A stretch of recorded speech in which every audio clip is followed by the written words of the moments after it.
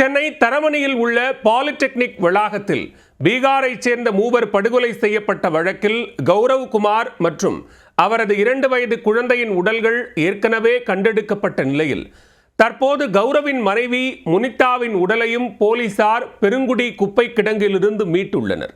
தமிழகத்தையே உலுக்கிய கொலையில் காவல்துறையின் அடுத்த கட்ட நகர்வு என்ன? ஒரே குடும்பத்தைச் சேர்ந்த 3 பேரை கொடூரமாக கொலை செய்து உடலை வெவ்வேறு இடங்களில் வீசிய பீகார் மாநில கொலையாளிகள்.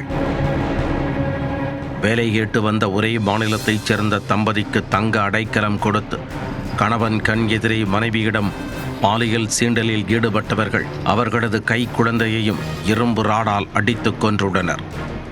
நாட்டையே உலுக்கிய கொலையில் வெவ்வேறு இடங்களில் வீசப்பட்ட சடலங்கள் மீட்கப்பட்டு போலீசார் நடத்தும் விசாரணையில் திடுக்கிடும் பின்னணி என்ன?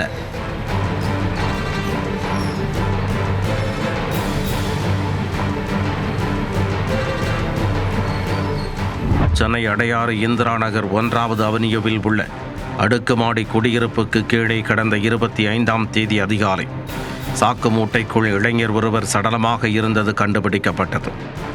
சடலத்தை கைப்பற்றி அடையார் உதவி கமிஷனர் முருகேசன், இன்ஸ்பெக்டர் இடங்கணி உள்ளிட்டோர் தலைமையிலான போலீசார் வழக்கு பதிந்து விசாரணையை தொடங்கினர். கொலை செய்யப்பட்ட இளைஞரின் சட்டை பைக்குள் அடையாறில் செயல்படும் தனியார் செக்யூரிட்டி நிறுவனத்தின் தொலைபேசி எண் எழுதப்பட்ட காகிதம் ஒன்று சிக்கியது.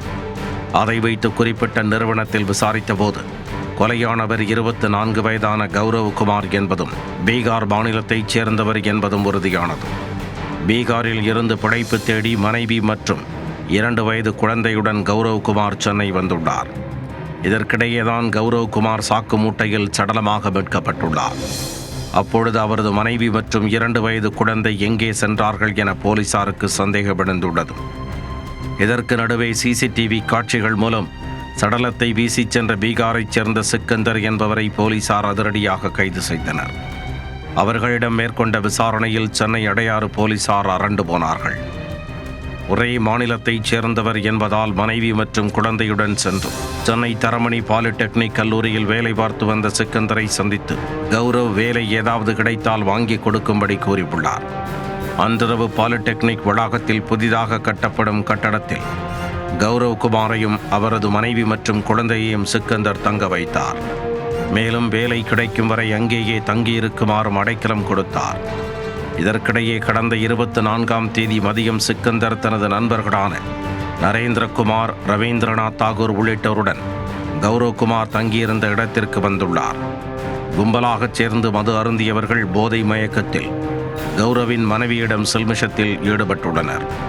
அவர்களை கௌரவ்குமார் தடுத்தபோது சிக்கந்தர் தனது நண்பர்களுடன் சேர்ந்து இரும்பு கம்பியால் வெறியோடு கணவன் மனைவி இருவரையும் கொடூரமாக தாக்கியுள்ளார். அதில் இருவரும் அங்கேயே துடிதுடித்து உயிரிழந்துள்ளனர். அப்பொழுது அழுது கொண்டிருந்த 2 வயது குழந்தையையும் துடிக்க துடிக்க அடித்தே கொன்றுள்ளனர்.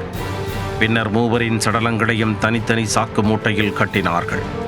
25ஆம் தேதி அதிகாலையில் குழந்தையின் சடலம் உள்ள சாக்கு மூட்டையை மத்திய கைலாஸ் ரயில் நிலையம் அருகே ஓடும் கழிவுநீர் கால்வாய்க்குள் வீசியவர்கள் கௌரவ்குமாரின் மனைவி சடலத்தை பெருங்குடியில் உள்ள குப்பை மேட்டில் வீசியுள்ளனர்.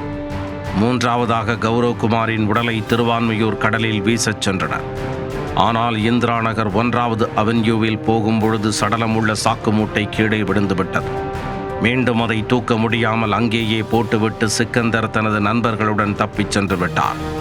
இந்நிலையில் கௌரவ் மற்றும் அவரது குழந்தையின் சடலத்தை மீட்ட போலீசார் கடந்த 28ஆம் தேதி முதல் முனிதாவின் உடலை தேடி வந்தனர். சுமார் 50 காவலர்கள், 25 மாநகராட்சி ஊழியர்கள் என முனிதாவின் உடலை தேடி வந்த நிலையில் 3 நாட்களுக்கு பிறகு பெருங்குடி குப்பை கிடங்கில் இருந்து கண்டெடுக்கப்பட்டுள்ளது. 3 சடலங்களையும் உடற்கூராய்விற்கு அனுப்பியுள்ள நிலையில் அதன் அறிக்கை முடிவு வரும் பட்சத்தில் கொலையில் உள்ள மேலும் பல மர்மங்கள் வெளிவரும் என எதிர்பார்க்கப்படுகிறது.